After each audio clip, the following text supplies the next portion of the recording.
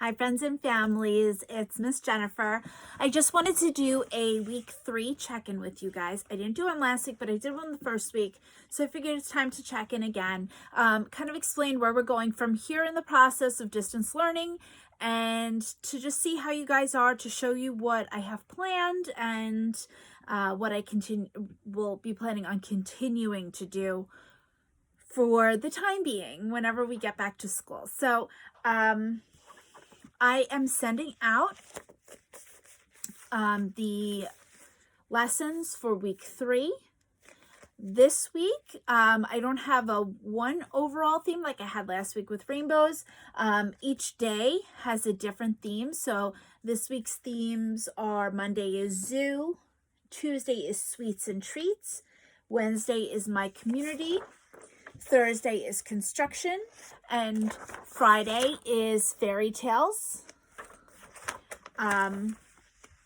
So I have lessons planned on each of those days for you guys to work with your kids. Now remember, it's not mandatory. It's highly suggested that you at least do something with them every day. I understand that a lot of you are still working from home and it's hard to work with your kid and work with them. I get it. I'm a mom. I have, 2 kids home that I am homeschooling both of them right now. So I 1000% get it. But try and do at least maybe 2 activities a day just to kind of keep them in that school mode so that if and when we do go back to school, that they're ready to continue on with their learning. And I know that they're just 2 and 3 years old, but it's so important. We've come so far since September. I don't want to lose that momentum with them because, when we do go back to school, it's going to be just like starting over again. And I just want to keep them kind of consistent through this process. So maybe pick 2 things a day, maybe do more if you have time. Some of these they can do with older siblings. Just try and get them into that school mode still, so that when we do go back, the transition is not going to be like back in September where it was like shock to be in school. So just try and do that. Again, I have them laid out with different types of activities. So there's the reading activity. I'm going to continue story time with Miss Jennifer. I will try and get those posted every night. I had a very crazy hectic week with starting home learning with my my 2 kids here at home. So I was a little bit behind on that. So I will try and post those every night. The best way to know if I've posted something is to subscribe to my channel. That you'll see then when I automatically post, that information will come up for you. Otherwise, I'll continue to send out emails. I just don't want to be so like spammy seeming, sending you an email every night, but just know that those videos are going to go up every night, and they'll be ready for you to watch the next day. And like I said, each day has a theme, so the book relates to the theme. So I also have letters and sounds. Now, this is going to be something that I would love for you to continue working on at home. Letters are really important, especially the letters in their name. And I want them to learn those letters in their name. They don't necessarily need to know and identify every letter of the alphabet that's going to come in the next 2 years in 3s and 4s. But to be able to recognize the letters in their name and, be able to spell their name or to be able to look at their name and recognize that it's their name is the goal for the end of the 2-year-olds program. So working on the entire alphabet is going to be really good to get them to recognize those letters. So any little bit of work that you can do with that is amazing. I also have math. Now remember, our goals for the 2-year-olds program are to be able to independently count 1 to 10. Okay. I had all the kids really working on this at school. They can independently count to 10. I know all of them can. Continue to do that at home and continue to do these little math practices. I want them to be able to recognize 10. So put down 10 Cheerios, be able to count the 10 Cheerios. Similar to what we do with like a morning meeting where we count the days that are in the month. It's a good practice for counting. Now, they're not going to remember all of it. They're not going to be, perfect in it, and that's okay. They're learning, but, that little math continuation and keeping them counting and keeping them beginning to recognize that if we put 1 Cheerio down, that means 1. If we put 2 down, that means 2. That's going to help them to continue with their math learning. And it'll make it easier for me to pick up, again, when we go back to school or, next year or whatever. I also have fine motor skills. The fine motor skills are my supreme thing that I want you guys to work on. Those fine motor skills, and as I talked with every single one of you in our parent-teacher conferences, fine motor skills are essential for 2-year-olds. This is what is going to make them successful with writing. So developing these fine motor skills is super important. So work on some fine motor skills at home with them. Art and sensory, give you some great little art projects or little sensory projects that you can do at home. These are just fun, but also a lot of them build on those fine motor skills, those, grasping, touching, building, playing type of things. And those are really great to do at home as well. And then gross motor skills, get them moving, get them active, get them outside. If it's nice out, I know this weekend has been really stinky weather, get them outside when it's nice out. I throw my kids outside for an hour at least. And I say, go outside, just go play. I don't care if you just sit out there, go outside.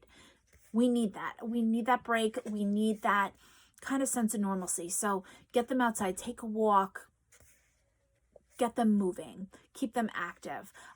Besides gross motor skills, I also have STEAM things, which are like our science things, little experiments. Now, I meant to do the experiment last week. I videotaped it. My video stunk and I don't have enough supplies to do another one. So I apologize for that. I will do that when we get back to school with them. But STEAM are some great science types of activities that you can do at home. So you're going to go through the lessons. If you have questions, let me know. I'm here. I'm here for you. I'm here for your children. Whatever you need, whenever you need it, you can email me. I will put my cell phone number in this email. You can text me. You could call me. Whatever you want. You could FaceTime me. If your kid wants to see me, FaceTime me. I don't really care. I would love to see them. I'm also attaching some science sensory play. This top recipe is one of the sensory activities for the week. This is called Birthday Cloud Dough. You should have everything that you need at home, which makes that really cool. It needs flour and oil. And that's it.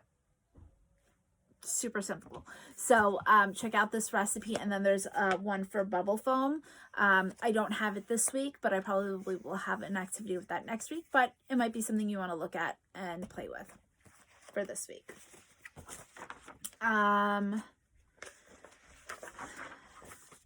I attached a make it and trace the lines. So what you can do is you can have them roll Play-Doh into the shapes. You can have them line up Cheerios or Goldfish or pom-poms or whatever types of little things you have around the house to trace it. You can have them try and use a crayon to trace it. Now, we talked about in parent-teacher conferences what a 2-year-old can actually do. Don't be surprised if they can't trace them. It's a developmental thing, but, it's always great to try and practice. So, at least the top two, try and have them practice with a crayon or a marker or a pencil. No harm in that. But these are just great to, build like Cheerios or something to kind of trace each of the shapes. So I'm including that. I have capital letter cards. These you're going to need for a couple of the activities this week. You can print those out. I also have lowercase letters. Lowercase letters are not something that we really worry about in a 2-year-old program, especially when I teach them their names. I teach them in all capital letters, just because capital letters are just easier for them to understand before we go crazy into lowercase letters. But if you really want to teach them lowercase letters, this is a worksheet that you can use to do that. I am also including numbers 1 to 10. You can use these for some of the activities as well. Really great to practice, identifying numbers. They should be able to identify numbers 1 to 10 by the end of the school year. So it's a helpful tool that you have. I have also included 11 through 20. I know some kids in the class are ready to move on to the higher numbers, and that's great, and you can use these as well. Some will stick with the lowers. If you find that your child is struggling making some of the numbers, do 1 to 5, do 1 to 3, start there and build your way up. They are all on different levels, and I want not to have them stress out about the little things.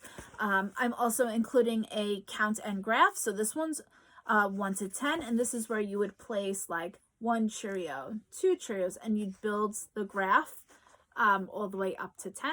This is a fun math activity to do. I've also included a count and graph for 1 to 5. So these are things that we would be doing in school during our fine motor time. So this is something that I definitely suggest that they practice with. It's something that they can do. So definitely have them practice with that. I am including alphabet Play-Doh and trace sheets. So these, they can either make Play-Doh letters to match the letters. They can again put Cheerios or Goldfish to make the letters as well. These are really fun. These are something that I do use in the classroom. We do pom-poms on them. We do Play-Doh. So these are something that you can use with anything in your house to get them to learn how to trace and maybe start identifying those letters. A for alligator, B for bear, C for cat, D for dinosaur. Just kind of start to get that into their heads. So I have all letters A through Z. I also include number sheets as well, 0, and they all have a 10 frame, which would then have the numbers laid out in the 10 frame. So again, you could practice having them make them with Play-Doh. You can have them trace it with Goldfish or whatever you have at home. Another sheets I have are the shapes. So they can do oval, circle, triangle, square.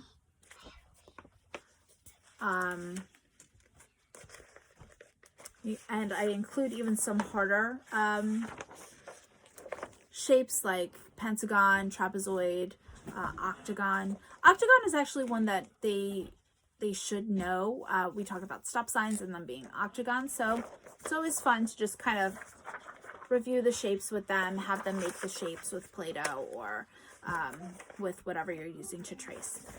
So the last 2 weeks, I encouraged you guys to do a home journal where they draw a picture. This week, I'm encouraging to do the home journal called My Lists and take a list every day. Now, 2-year-olds don't know how to write, and that's totally okay. I expect, to have them draw. Even if it's scribbles, they can draw it and they can tell you what it is, and then you can write it for them on the bottom. So this one is my family. So they would draw a picture of their family.